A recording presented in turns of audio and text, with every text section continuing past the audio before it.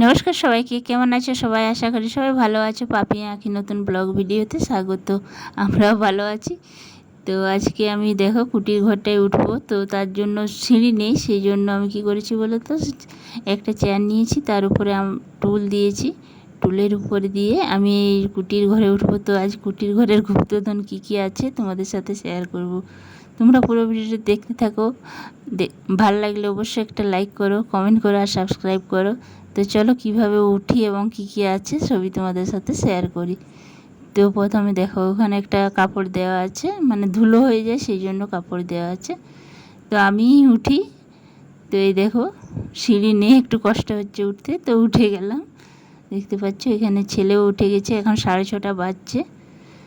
তো ও ঘুম থেকে উঠে গেছে। তো এই দেখো প্রথমে এইখানে আমার আছে, মানে বিয়েতে আমার বাবা যেসব জিনিস দিয়েছিল, কাঁসার জিনিস, স্টিলের জিনিস, কিছুগুলো আছে, আবার কিছুগুলো ব্যবহার হচ্ছে, নিচে আছে। ব্যবহার বলতে কি আগে হতো, এখন মানে রাখাই আছে নিচে।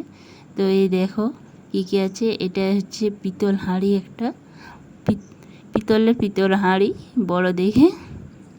আর এটা আছে একটা মানে পাথর থালা ঢাকা ছিল। আর এটা একটা গামলার নিচে কি কি আছে তোমাদের সাথে দেখেও আমি শেয়ার করছি।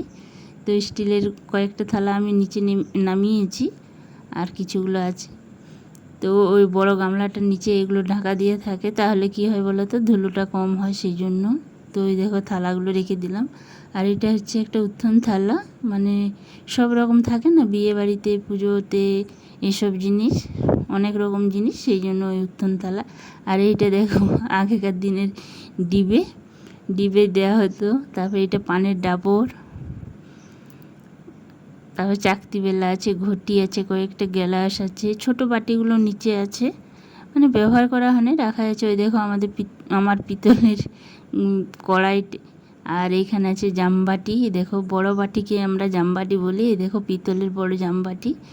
তো জামবাটিও দুটো আছে এখানে।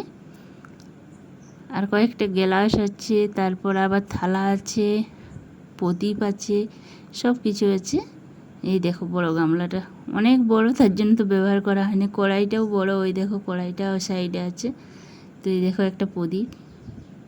তো এগুলো ব্যবহার করা হয়নি। তো আজকে মানে অনেক সকাল সকাল উঠেছি, 4:30 সময় উঠেছি, উঠে নিয়ে সব কিছু কাজকর্ম করে নিয়েছি। তো আজকে বিপত্তারিণী পুজো হবে, সেই জন্য আমার একটা থালার দরকার বড় দেখে।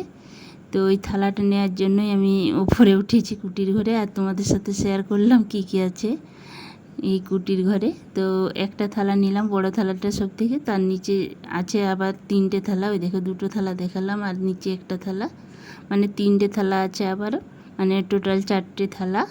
আর ওই দেখো আমার কড়াইটা আমার খুব ভালো লাগে। তো এখানে কাজল লতা আছে, একটা ছেলেদেরই কাজল লতা আছে, ওটা ভুলে গেছি, মানে মনে নেই ঠিক।